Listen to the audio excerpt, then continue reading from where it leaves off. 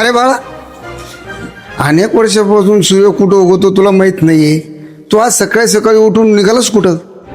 चाललो तुमच्यासाठी सून बघायला आता. तू एकटाच राहशील एवढा? घ्या घ्या, तुम्ही हसून घ्या, पण करेल तर मी लव्ह मॅरेजच करेल.